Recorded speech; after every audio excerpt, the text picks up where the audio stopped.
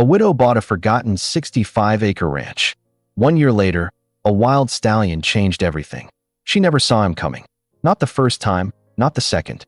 By the third, she understood the horse had been watching her long before she ever noticed him standing at the tree line. And by then it was already too late to pretend the rest of her life hadn't quietly changed direction. Before this story begins, picture 65 acres of cracked Montana soil, a fence line collapsing under its own age, and one woman who bought all of it with the last money she had left in the world. Somewhere on that land is a wild stallion nobody could catch, a debt nobody warned her about, and a secret buried underwater that will change everything. If you have ever rebuilt your life from nothing, or watched someone else refuse to give up when everyone told them to, stay until the end. Like this video, subscribe if stories like this speak to you, and tell me in the comments which city you're watching from tonight. Now let's begin. The truck came up the gravel road just after 4 in the afternoon, trailing a thin curtain of dust that hung in the air long after the engine went quiet. Eileen sat behind the wheel for almost a full minute before she opened the door, looking at the house through the windshield the way a person looks at an old photograph they're not sure they recognize anymore. The ranch had been abandoned for 6 years before she bought it. The realtor called it a property with potential, which was the kind of phrase people used when they didn't want to say the roof leaked. The barn had a 15-degree lean, and the well hadn't been tested since the Clinton administration. 65 acres of high, dry Montana hill country, fenced unevenly, grown wild with sagebrush and old cottonwoods, sitting quiet under a sky that seemed too large for anyone to fill alone. Eileen was 58 years old. For 31 of those years, she had stood in front of a classroom teaching American history to teenagers who mostly wanted to be somewhere else, and for 29 of them, she had gone home each night to a man named Walt, who wanted, more than almost anything, a piece of land where he could watch the sun go down without a neighbor's porch light interrupting it. He used to draw the ranch on napkins, a house with a wraparound porch, a barn painted red instead of the tired gray most barns became, a pasture with a horse in it, because Walt had grown up poor and horseless and never stopped wanting one. He died 2 years before Eileen ever set foot on this land, a heart that gave out on a Tuesday morning while he was pouring coffee, fast enough that there was no goodbye, slow enough that she had time afterward to replay every year she'd said not yet, we'll do it after I retire, not yet, the mortgage isn't paid off, not yet. She sold the house in town 11 months after the funeral. She sold the car that still smelled like him. She sold jewelry she never wore and furniture she didn't need. And when the number in her account was finally large enough, she found this ranch listed for less than it should have cost, because no one else wanted 65 acres of trouble in the middle of nowhere. She wanted it precisely because no one else did. Her daughter called it grief dressed up as a life plan. Her sister called it reckless. Eileen called it nothing at all, because explaining it to people who hadn't stood where she was standing felt like a waste of the little energy she had left. The house itself had good bones and bad everything else. She spent her first months scrubbing, patching, replacing window glass with her own 2 hands, learning the particular ache of labor that has no one to admire it when it's done. The nights were the hardest. Montana silence is not like town silence. It has weight. It presses against the windows and makes a person listen to her own heartbeat as if checking that it's still keeping time. She told herself she'd get used to it. She told herself a great many things that first year, most of them meant to be encouraging, most of them landing somewhere closer to hollow. It was in her 4th month on the ranch that she first noticed the tracks. They cut along the northern fence line, deep and irregular, crossing from the neighboring public land onto her own property through a gap in a fence that had probably needed mending since before she arrived. Hoofprints, but wrong somehow, wider and rougher than anything shod. She mentioned it to the feed store owner in town, an older man with a face like cracked leather, and he told her, almost offhand, about a wild stallion that had been drifting through the high country for going on 3 years, unclaimed, unbranded, chased off 2 ranches already because he tore through fence lines like they were made of string. Nobody's caught him, the man said, setting a bag of oats on the counter. Nobody's going to. That one doesn't want catching. Eileen thought about that sentence the whole drive home. She thought about it again 3 days later, standing at her kitchen window at dawn, when she saw him for the first time. He stood at the far tree line, half swallowed in morning fog, a shape too still to be anything but deliberate. Even from that distance, The damage was visible in the way he held his weight, favoring his front legs, his gait uneven when he finally turned and vanished back into the timber. She stood at that window long after he was gone, coffee going cold in her hands, the kitchen behind her filled with a silence that, for the first time in months, didn't feel entirely empty. She didn't know yet that the animal she'd just watched disappear into the trees was already dying by inches, and that the next choice she made, small and quiet as it would seem to anyone watching, was about to become the only thing standing between her and losing everything Walt ever wanted for her. The apples came from a tree behind the barn that no one had pruned in a decade, gnarled and stubborn, still bearing fruit out of pure spite for the years of neglect. Eileen picked a bucketful on a Saturday morning for no reason she could name, and by instinct more than intention, she carried them to the fence line where the fog shape had stood 3 days earlier. She left 6 apples on a flat stone near the broken section of fence. She filled an old water trough that had been sitting dry and cracked since before she arrived, hauling buckets from the house by hand because the well line didn't reach that far out. Then she sat on an overturned crate a good 30 yards back, and she waited, because waiting, she was discovering, was something she had grown unexpectedly good at. Nothing came that day, nor the next. On the 3rd day, the apples were gone. The stone licked clean, the trough half emptied. She refilled it without looking for him, without calling out, without doing any of the things a person raised on movies about gentle cowboys and trusting animals might expect her to do. She simply left more apples, sat on her crate, and watched the tree line for the length of an afternoon that gave her nothing back but wind. This became the pattern of her days. Water, apples, the crate, the waiting. Her daughter, on their weekly phone call, asked what she'd been doing with herself out there, and Eileen said gardening. Because saying I've been sitting on a fence trying to earn the trust of a wild horse that may not even exist anymore felt like something that would end the conversation in a way she wasn't ready for. 3 weeks in, she saw him again. Not at the tree line this time, but closer, moving along the ridge above the pasture in the pale gray hour before full light, slow and deliberate. His weight still shifted wrong onto his hindquarters. She did not move. She did not speak. She simply let him see her seeing him, the way you might let a suspicious neighbor know you mean no harm by doing absolutely nothing at all. He came to the trough 2 days later while she sat on the crate, 30 yards out, hands still, breath even. He drank for a long time, longer than thirst alone should have required, and when he lifted his head, water dripping from his muzzle, he looked directly at her for the first time. Not the wary glance of a wild animal calculating an escape route. Something longer, something that held. Then he turned and was gone, and Eileen sat on her crate until the sun dropped behind the ridge, feeling something in her chest loosen for the first time in longer than she wanted to admit. It took another 11 days before she saw his front legs up close enough to understand the truth of what she'd been watching.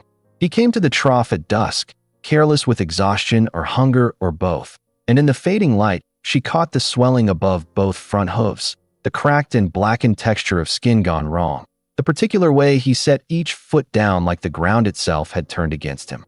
Rocky high country and standing water and infection had done what winters in Montana do to anything without a warm, dry place to heal. She understood, watching him limp away into the dark, that he wasn't simply wild. He was dying, slowly, on his own schedule, in a place where no one but her had ever bothered to look closely enough to notice. She didn't sleep that night.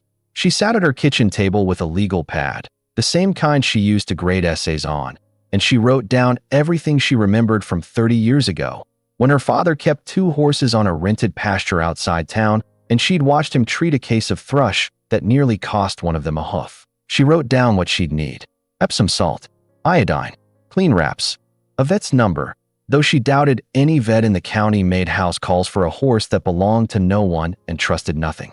By the time the sun came up, she had a plan built entirely on the assumption that a wild, wounded, unclaimed stallion might, eventually, allow a 58-year-old widow he'd known for less than a month to touch his legs without killing her for the attempt. It was, by any reasonable measure, an act of pure foolishness. She began that same afternoon, and what happened over the following 2 weeks would leave a mark on both of them that neither the winter nor the years afterward would ever fully erase. The first time she touched him, it was an accident of proximity more than intention. She'd been kneeling at the trough refilling it, focused on the bucket, when she felt the warmth of his breath against the back of her neck before she heard a single hoofbeat announcing his arrival. She did not startle. She would tell herself later that this was the moment everything shifted, though at the time it felt like nothing more than holding very still and hoping. He allowed her hand on his shoulder for 4 seconds before stepping back. The next day, 6. By the end of the first week, he stood while she ran her palm down the length of his foreleg, muscles coiled tight beneath the skin, ready to bolt at the smallest wrong movement, but not bolting. Treating the infection took discipline neither of them fully possessed. She soaked cloths in warm water and Epsom salt, pressed them to the swollen tissue above each hoof while he shifted his weight and blew hard through his nostrils, the closest thing to a complaint he allowed himself. She learned his patterns the way she'd once learned the rhythms of teenagers in her classroom, the tells that meant patience was running thin, the signs that meant it was safe to keep going. Twice he reared back hard enough that she stumbled away and sat in the dirt, heart slamming, and both times she got back up, dusted off her jeans, and returned to the work without a word, because some part of her understood that flinching now would undo 3 weeks of standing still. By the second week, the swelling had begun to recede. The color returned to healthier tissue. He still favored the legs, still walked with the memory of pain even after the pain itself had eased, but something in the way he carried himself had changed. He stopped watching the tree line as an escape route. He started watching the house. She named him without deciding to. Solstice came out of her mouth one evening while she worked iodine into a crack along his hoof wall, the sky behind him doing the particular deep orange thing it does at the far edge of a Montana summer. And once she'd said it aloud, there didn't seem to be any reason to call him anything else. What she hadn't expected, what nothing in her father's old stories or her legal pad notes had prepared her for, was what came after the healing. Solstice did not leave. He drifted the property in wide, looping patrols, appearing at the edge of the yard in the gray hours before dawn, standing sentinel near the barn while she worked, positioning himself. She began to notice, between the house and the tree line whenever a vehicle approached from the county road.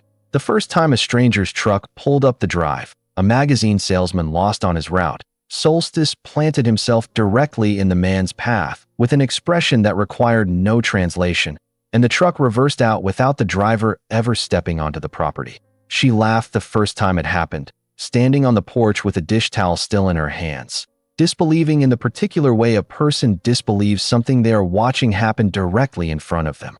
She stopped laughing 3 nights later, when she woke to the sound of hooves circling the house at 2 in the morning, urgent and insistent, and stepped onto the porch to find Solstice staring hard toward the northern fence line where, in the moonlight, the shape of a coyote pack moved low and quiet along the property's edge. He stood between her and that fence line until the shapes dispersed into the dark. She began to understand, slowly, that whatever arrangement had formed between them over 3 weeks of apples and water and patient hands had become something neither of them had planned for and neither of them seemed inclined to walk away from. A wild, unclaimed, formerly dying horse had appointed himself the guardian of a widow's isolation, and the widow, for the first time in 2 years, no longer flinched at every sound the house made settling in the dark. It should have felt like enough. For a handful of weeks, it almost was. Then, on a Thursday morning in early autumn, a white pickup with a county seal on the door came up the gravel road, and the man who stepped out of it was not lost, was not selling magazines, and had no intention of leaving without something Eileen was not prepared to give.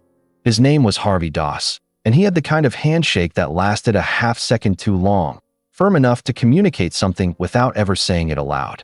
He was the county's development committee chairman and, unofficially, the man most of the ranchers in the valley called when they needed a favor with a permit or a variance, which meant he was also the man most of them owed something to, whether they said so or not. He stood at the base of the porch steps with a manila folder tucked under one arm and a smile arranged with the precision of a man who had used it 1,000 times to soften bad news. Behind him, near the barn, Solstice had gone still, ears pinned forward, weight settled low and ready. Harvey didn't seem to notice the horse at all. That, more than anything else, told Eileen something about the kind of man she was dealing with. He talked for a while before he opened the folder. About the valley, about progress, about the gravel deposits under the northern ridge that geologists had flagged years ago, long before this land ever belonged to anyone Eileen had heard of. He talked about jobs, about the county's shrinking tax base, about how 65 acres sitting mostly idle wasn't doing anyone any favors, least of all a woman alone out here with no family close by to help her manage it. Then he opened the folder. The notice inside was old, technically speaking, filed against the ranch's previous owners years before Eileen ever made an offer, an environmental and water use violation tied to an unpermitted runoff channel someone had dug decades ago and never properly closed. It had sat in a filing cabinet gathering dust the way these things often do, until, Harvey explained, it had recently come to the committee's attention that the violation had never been formally resolved, and that as the current title holder, Eileen was now responsible for a fine substantial enough to make her stomach drop when he said the number aloud. 30 days. Pay it in full, or the county would be forced to consider more permanent remedies regarding the property's future use. Eileen read the document twice, standing on her own porch, the paper trembling slightly in a wind that had nothing to do with her hands. She asked why. If the violation had existed for years, no one had raised it before now. Harvey's smile didn't move, but something behind his eyes recalculated. Bureaucracy moves slow until it doesn't, he said, folding his hands. Sometimes it just takes someone paying attention. She didn't ask who had started paying attention, though she suspected she already knew, standing there with a stallion pinned and watchful 30 yards behind her and a folder in her hands that felt, suddenly, less like an accident of paperwork and more like the opening move in something calculated. Harvey left his card and a copy of the notice and drove off, without ever once acknowledging the animal that had tracked his every movement from the moment he stepped out of his truck. Eileen stood on the porch long after the dust from his tires had settled, the folder heavy in a way that had nothing to do with paper weight. That night, she called the county clerk's office, then a lawyer 2 towns over whose fee for a single consultation cost more than she wanted to think about, then her sister, who answered with the particular tone of someone bracing for bad news before Eileen said a word. The lawyer's assessment, when it came 2 days later, was not encouraging. The violation appeared to be real, buried, but legitimate, and while it likely wasn't Eileen's fault, ignorance of a prior owner's actions rarely functioned as a legal shield once title had transferred. Fighting it would take money and months she wasn't certain she had. Paying it would take nearly everything she had left. She sat with the folder open on her kitchen table for 3 straight nights, the number at the bottom of the page rearranging itself in her mind into everything it would cost her. Not just money. The barn Walt never saw finished. The porch he drew on napkins. The last physical proof that his wanting had ever mattered enough for her to build it, even 2 years too late. Solstice stood at the fence line each of those nights, unmoving, watching the house the way he had every night since the swelling in his legs had finally gone down.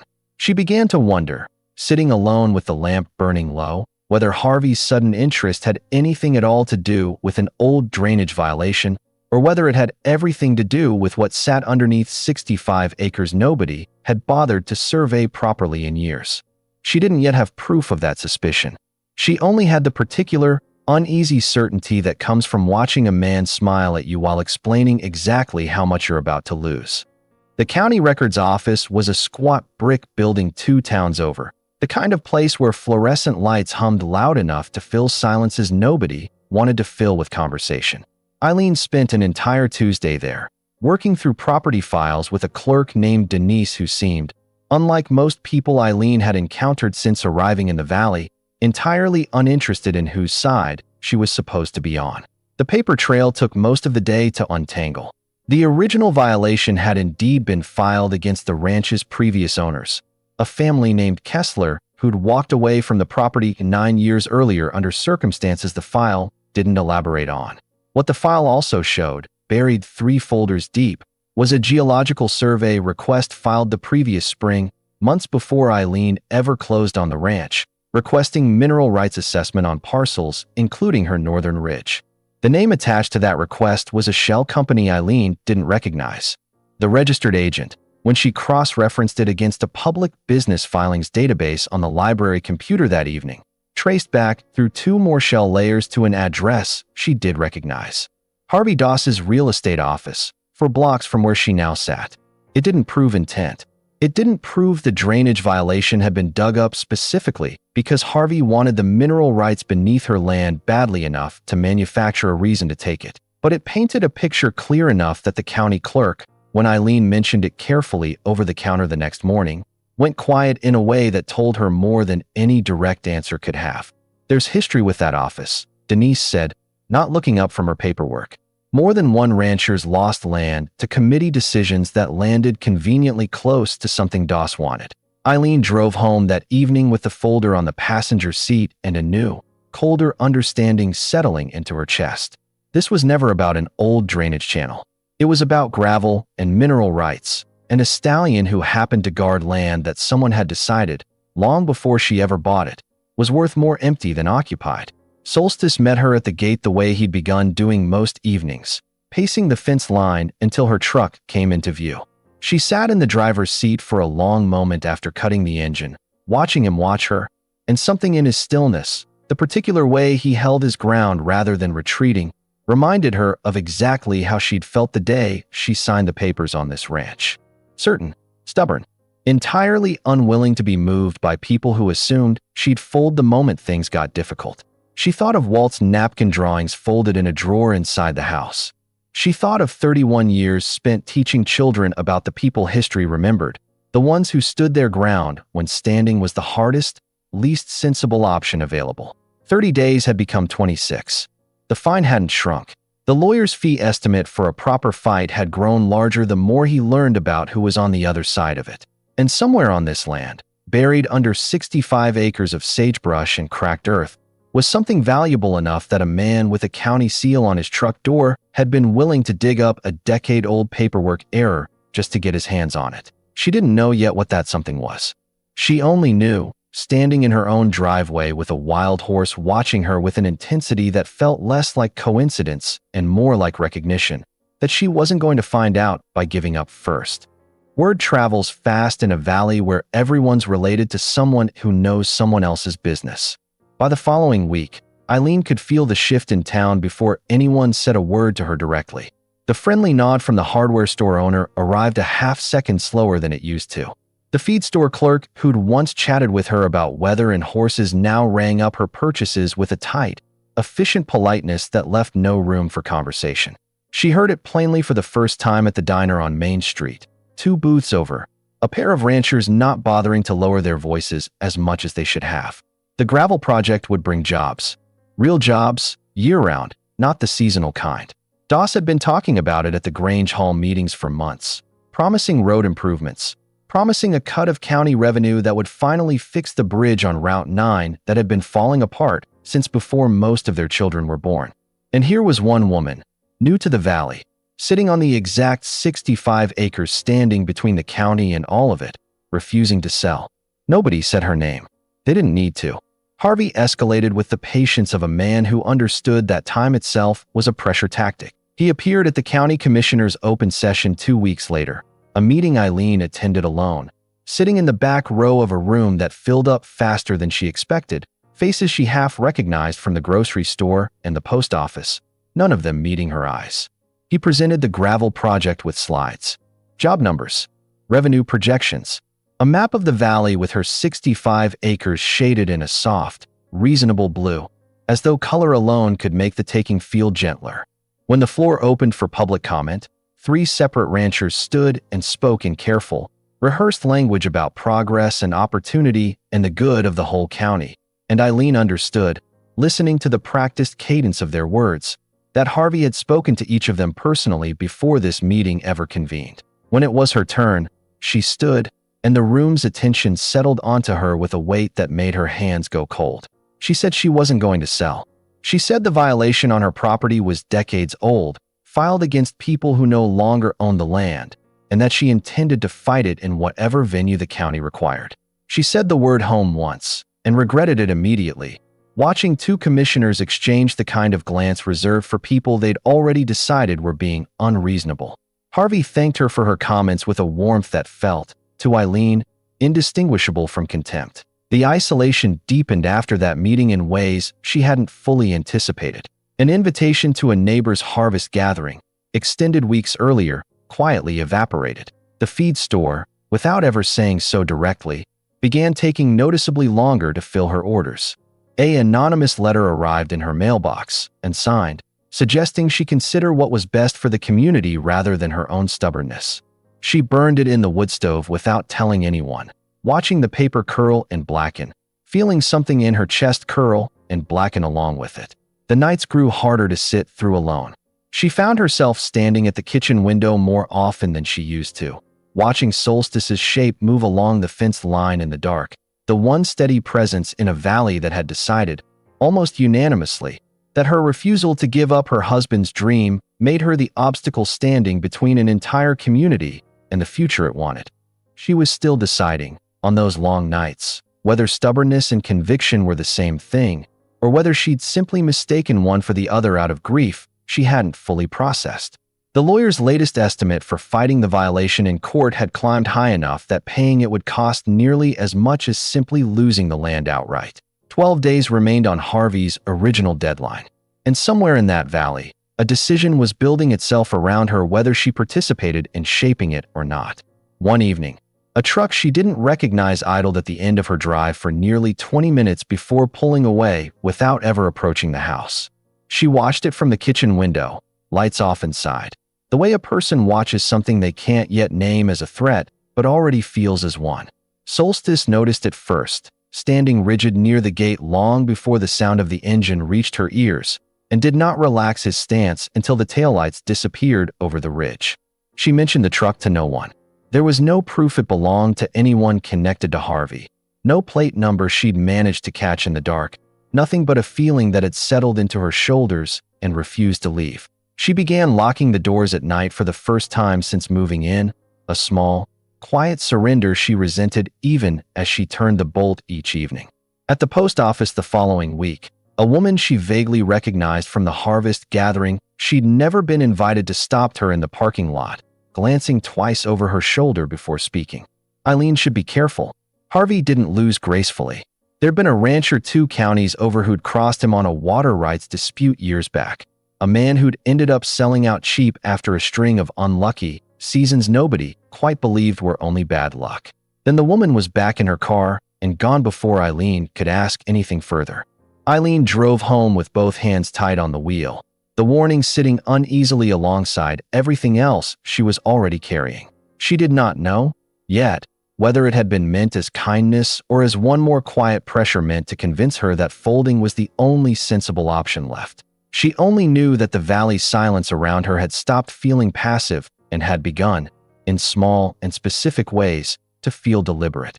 Then, on a morning that started like every other morning that autumn, Solstice did something that changed the entire shape of what she thought she was fighting for. It began with the digging. Eileen noticed it first as a sound carried on the wind, a rhythmic, insistent striking she couldn't place until she followed it out past the barn to the low, marshy corner of the property she'd always avoided, a stretch of soft ground choked with reeds and rusted, half-buried fence wire that previous owners had apparently decided wasn't worth reclaiming. Solstice stood at the center of it, forelegs working the wet earth with a focus that had nothing accidental about it. He'd been at it long enough that a shallow crater had formed beneath him, dark water already pooling at its base. And when Eileen called out, he didn't so much as lift his head.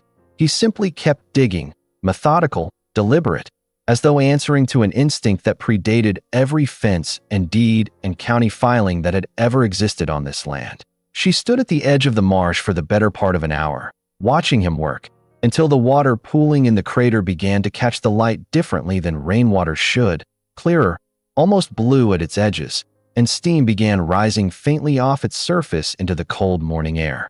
It took her a moment to understand what she was looking at. When she finally did, she sat down hard on a fallen cottonwood log, because her legs had simply stopped agreeing to hold her upright. The water was warm, not sun-warmed, not the temperature of standing marsh water in autumn, but genuinely warm, rising from somewhere deep beneath the earth in a steady, patient current that had apparently been pressing against this exact spot for longer than anyone living had bothered to notice. A natural spring, and not an ordinary one. She called the state geological office the following morning with her hands still faintly trembling, expecting to be dismissed as a rancher exaggerating a puddle. Instead, A field geologist named Ruiz drove out 3 days later, took one look at the exposed spring, and spent the following 2 hours collecting samples with an intensity that told Eileen this was not, in fact, a small thing. The spring, Ruiz explained, sitting on the same fallen log Eileen had used days earlier, tapped into a geothermal vein running beneath the ridge, rare enough in this part of Montana that the state had exactly 2 other documented sites like it, both protected, both generating modest but steady tourism revenue for the counties lucky enough to have them. More than that, the marsh surrounding the spring, disturbed just enough by Solstice's digging to reveal it, hosted a cluster of wetland flora that Ruiz recognized immediately, plants on the federal endangered species list, dependent on exactly this kind of undisturbed thermal wetland habitat to survive. The gravel deposits Harvey wanted so badly sat directly uphill from all of it. Mining them would have meant runoff, sediment, chemical disruption flowing straight down into a spring and a habitat that federal law, once properly documented, would make untouchable.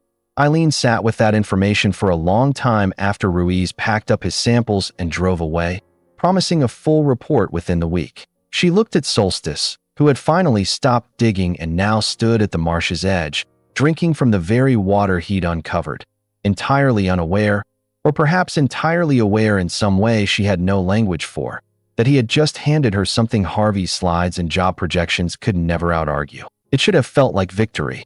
It felt, instead, like the opening of a door onto a room she hadn't fully prepared herself to enter, because a discovery this significant would not stay quiet, and a man who had already shown he was willing to dig up decade-old paperwork to get what he wanted was not going to simply walk away because a horse had found something inconvenient buried in the mud. 12 days had become 9. And somewhere across the valley, Harvey Doss was about to hear, secondhand and furious, exactly what had been discovered on the land he'd spent months maneuvering to take. The offer came 2 days later, delivered not by Harvey himself, but by a lawyer in a gray suit who drove up the gravel road in a car too clean for the terrain and sat across from Eileen at her own kitchen table with a document already drafted, waiting only for her signature. The terms were, on paper, generous. Harvey's development group would purchase the northern half of the property, the ridge and the marsh both, at a price well above assessed value, more than enough to cover the drainage fine, the legal fees already accumulating, and leave a comfortable cushion besides. Eileen would retain the house, the barn, the southern 30 acres, free and clear, the violation dismissed as part of the settlement. The lawyer called it a fair resolution for everyone involved. He did not mention the spring by name. He did not need to. Eileen understood, reading between the document's careful language, that the geological report Ruiz had promised must have reached ears it wasn't intended for, and that Harvey's calculus had shifted overnight from wanting the gravel to wanting, more urgently, to control what happened to a federally protected discovery before it became public enough to stop him entirely. She sat with the document for 3 days before giving her answer, and those 3 days held more weight than almost any decision she'd made since Walt's funeral. Selling the northern half meant certainty. It meant the house stayed hers. The barn Walt never got to finish stayed standing, the last physical proof of everything he'd wanted preserved intact.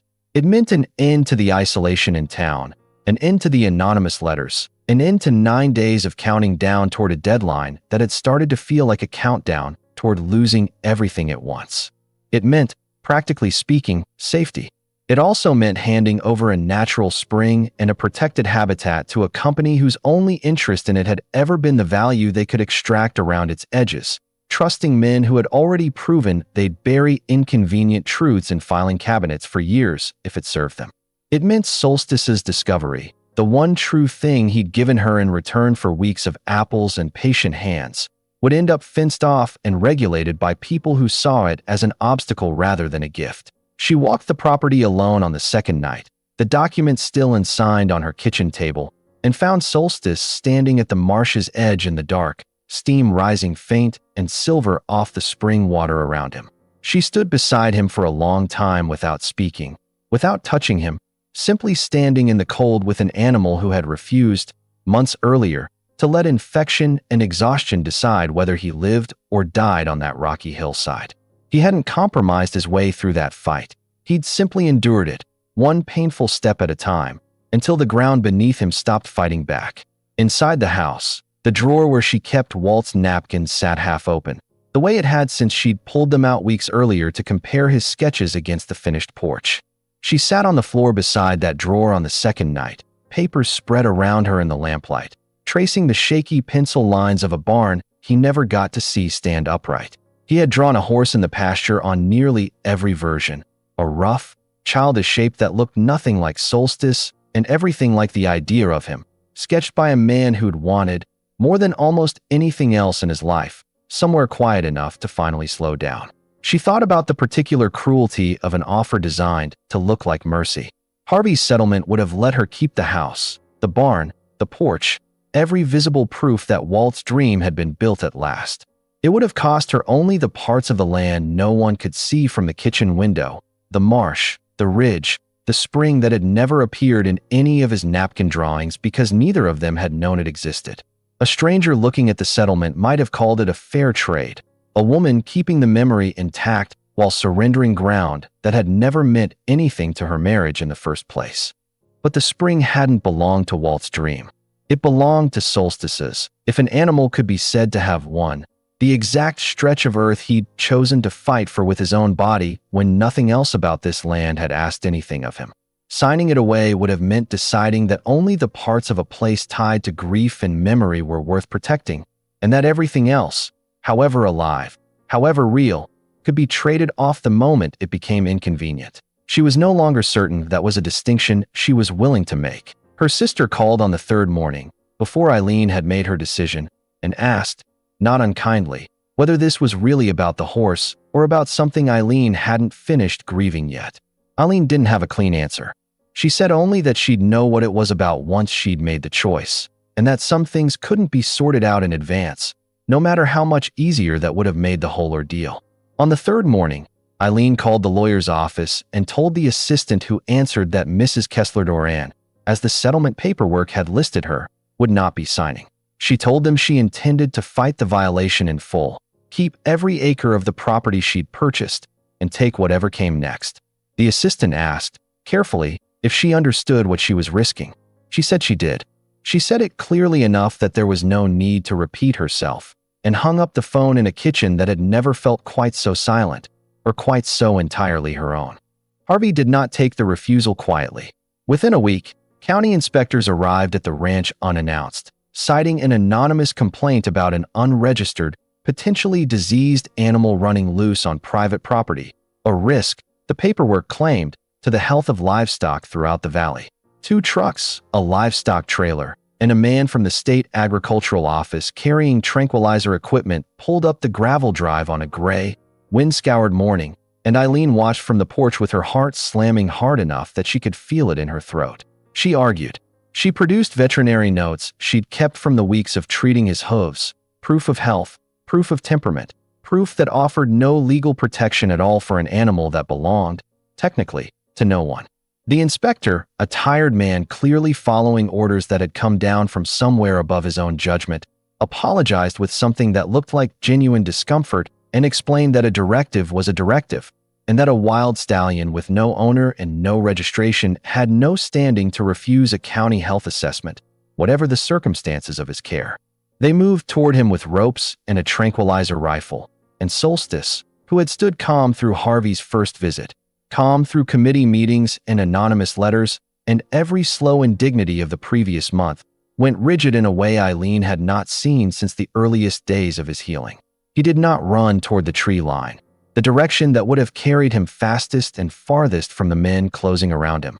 He ran instead toward the marsh, toward the spring, hooves throwing up wet, dark earth, and stopped hard at its edge, turning to face the approaching men squarely, ears pinned, every line of his body drawn tight, with something that read less like fear and more like intention. Eileen ran after him, ignoring the inspector's shouted warning, and reached the marsh's edge just as the men caught up, tranquilizer rifle raised, ropes uncoiling.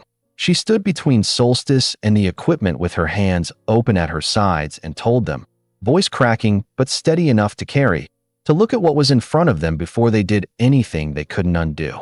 The steam rose soft and visible off the spring water in the cold morning air. The rare, low-growing plants Ruiz had photographed and cataloged spread in a dense, unmistakable ring around its edge, exactly where his report said they would be. One of the younger inspectors, a woman who had clearly done her homework before arriving, lowered her equipment first, staring at the marsh with an expression that shifted from procedural boredom into something closer to recognition. She asked, quietly, if this was the site from the State Geological Bulletin that had gone out to field offices 2 days earlier. It was. The tranquilizer rifle came down. The ropes stayed coiled, and the men who had arrived that morning under Harvey's directive to remove a supposed health risk found themselves instead standing at the edge of a federally significant discovery, made real and undeniable by the very animal they'd come to take away. The following weeks moved with the particular strangeness of a life reorganizing itself faster than a person can fully track. The State Agricultural Office withdrew its complaint the same afternoon. The incident report reclassified from health risk investigation to notation of ecological significance requiring further review. Ruiz's full geological survey went public within days, and the reaction it generated across 2 state agencies moved with a speed that Eileen, after months of watching bureaucracy crawl at its own convenience, found almost disorienting. The drainage violation that had started everything was, quietly and without fanfare, dismissed. A closer review of the original filing, conducted under considerably more scrutiny than the first time around, revealed the paperwork had never properly named the correct parcel to begin with, an error dating back to the Kesslers' ownership that no one, in the rush to pressure Eileen into a settlement, had bothered to verify. The county's own records office issued the correction. Denise, when Eileen thanked her over the phone, said only that some things had needed saying for a long time and left it at that. Harvey did not appear at the next commissioners' meeting. He resigned from the development committee 3 weeks later, citing personal reasons in a 2-line statement the local paper ran on page 4, and the shell company tied to his real estate office quietly dissolved its mineral rights filing before anyone could formally connect his name to it.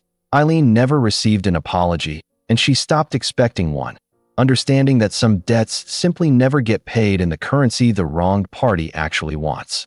The spring and its surrounding wetland were designated for federal protection within 2 months, a process Ruiz told her would ordinarily have taken years without the ecological survey moving through channels as fast as public attention could carry it. The designation meant the land could never be mined, developed, or altered, meant it belonged, in the truest sense available under the law, to something larger than any single owner's claim on it. It also meant, quietly, and without anyone quite planning it, a small trickle of interest from people in nearby towns curious to see a genuine geothermal spring on protected Montana ranchland. Eileen found herself, some Saturdays, walking a handful of visitors out past the barn to the marsh's edge, answering questions about temperature and mineral content and the particular plants growing in the ring around the water, discovering in herself a version of the classroom voice she'd assumed had gone quiet the day she retired. Solstice tolerated the visitors with a wary patience that never quite became warmth, keeping his distance, watching from the tree line the way he'd once watched her from it. But each evening, once the last car had pulled away down the gravel road, he returned to the fenced line near the house and stood there, steady and unbothered, the way he had every night since the infection in his legs had finally healed. Eileen stood on her porch one evening in late October. The barn behind her finally repainted the red Walt had drawn on his napkins decades earlier, and watched the horse she had almost lost twice, once to infection and once to a rifle, standing sentinel over land that had almost been taken from her twice as well. She did not think of it as a happy ending. It didn't feel like an ending at all. It felt like the exact middle of something that was still, every day, asking something of her. But the town's silence had begun, slowly, to soften. A neighbor waved from her truck window the following week for the first time in 2 months. The feed store owner asked, almost shyly, if the spring water really was warm enough to swim in during winter. Small things. Not forgiveness, not quite friendship restored, but the beginning of a valley recalculating what it thought it knew about the stubborn widow on the 65 acres nobody else had wanted. It came in early November, quieter than anything before it, which was somehow worse. A letter arrived from a private mineral rights firm out of Billings, unconnected on paper to Harvey or his old shell company. expressing renewed interest in the ridge adjacent to the newly protected wetland, citing a loophole in the federal designation's boundary survey that left roughly 4 acres of gravel-rich slope technically outside the protected zone. Eileen read the letter twice at her kitchen table, the same table where Harvey's settlement offer had once sat waiting for a signature, and felt something in her chest that was not quite fear and not quite exhaustion, but some tired, familiar cousin of both. She called Ruiz that evening, who confirmed, with visible reluctance, that boundary surveys on rushed federal designations sometimes did leave small gaps that companies with enough patience and enough lawyers occasionally found ways to exploit. She thought, sitting alone with the letter under lamplight, that perhaps this was simply how it would always be now. One threat resolved, replaced by another, the valley's appetite for what sat beneath her land apparently inexhaustible. She walked out to the marsh that night instead of answering the letter, and found Solstice standing at its edge exactly where he always stood, steam rising soft around his legs in the cold air. She stood beside him for a long while, watching the water catch what little moonlight made it through the clouds, and understood, finally, without needing anyone to explain it to her, that the fight over this land was never going to end in a single clean victory. It would simply keep asking to be fought, in smaller and smaller pieces, for as long as she chose to stay. She chose to stay. The next morning, she called the state office overseeing the wetland designation, provided the mineral rights letter as evidence, and formally requested an emergency boundary review, citing the same ecological survey that had protected the rest of the land in the first place. The 4 acres in question, it turned out, sat directly upslope from the spring's primary aquifer feed, close enough that any drilling would almost certainly compromise the water table below. The review took 6 weeks instead of 6 months, and closed the loophole for good. The mineral rights firm withdrew its interest without ever sending a second letter. Winter came hard and early that year, the kind of Montana cold that turns breath to visible cloud and makes every chore outside a small negotiation with the wind. Eileen kept the barn heated enough for Solstice to shelter in on the worst nights, though he rarely used it fully, preferring the open sky even when snow gathered thick along his back, standing his watch regardless of temperature. She thought, some evenings, about the version of herself who had driven up this gravel road 2 years earlier with a truck full of boxes and no real plan beyond needing somewhere to put down the weight of 31 years of teaching and 29 years of loving a man who never quite got to see this land the way he'd imagined it. That woman had believed, without quite admitting it to herself, that buying the ranch was the last significant thing she would ever do. A monument built to a marriage rather than the beginning of anything new. She understood now, watching Solstice's breath cloud in the cold air outside her kitchen window, that she had been wrong about that, in the particular way it feels good to be wrong. The barn stood finished, red and solid against the snow. The porch held the exact shape Walt had drawn on a napkin decades before either of them had ever set foot on this land. And 65 acres, every single one of them, remained hers, protected now not by luck or by paperwork alone, but by the slow, patient work of a woman who had refused, at every point where refusing cost her something real, to let anyone convince her that giving up was the reasonable choice. She had lost things along the way that would not come back. The easy friendliness of a town that had, for a season, decided she was the obstacle standing between them and something they wanted. Money that might have built a more comfortable life if she'd simply signed Harvey's settlement the first time it was offered. Some version of the peaceful, uneventful retirement she might have imagined for herself, replaced instead by a life that kept asking her to fight for it. What she'd gained didn't erase any of that. It simply sat alongside it, the way most true things in a life eventually do. On the anniversary of Walt's death, she walked out to the marsh in the late afternoon light, snow crunching under her boots, and stood at the spring's edge where steam still rose soft against the cold. Solstice came to stand beside her without being called, the way he had for over a year now, his breath and hers mingling faintly visible in the freezing air. She didn't speak to him the way people speak to horses in movies, didn't offer some tearful, tidy monologue about grief and healing and everything finally making sense. She simply stood there, in the particular quiet of a place she had almost lost twice, next to an animal who had once been dying on a rocky hillside with no one paying attention, and let the moment be exactly as complicated and unfinished as it actually was. The land had not made her whole. Nothing, she understood now, was ever going to do that cleanly or completely. But it had given her back something she hadn't realized she'd lost entirely. Somewhere between the funeral and the empty house in town and the long, silent nights that followed, it had given her back the sense that she still belonged somewhere, to something, in a world that had spent 2 years treating her like a woman whose story had already ended. Eileen still lives on that ranch. The spring draws a slow, steady trickle of visitors each summer, careful and respectful of the boundaries the state now enforces around it. The barn is red. The porch holds 2 chairs instead of 1, because her daughter visits more often now, and because some evenings, sitting alone simply feels different than it used to. Solstice never became a horse anyone could claim to fully own, and Eileen never tried. He comes and goes along the fence line on a schedule that belongs entirely to him, disappearing for days into the high country before returning, unannounced, to stand watch over a house and a woman who once decided, on a quiet morning with a bucket of apples and nothing but time, that some things are worth showing up for even when nothing promises they'll show up back. Not every ending is a resolution. Some are simply the place where the fighting becomes, at last, a little quieter. Thank you for staying with Eileen and Solstice until the very end. If this story moved you, if you've ever rebuilt something out of almost nothing or trusted someone the world had already given up on, let me know in the comments where you're watching from tonight. Share this with someone who needs a reminder that starting over is never too late. And if you want more stories like this one, true to life, slow, and honest about what it costs to hold on to what matters, subscribe, and I'll see you in the next one.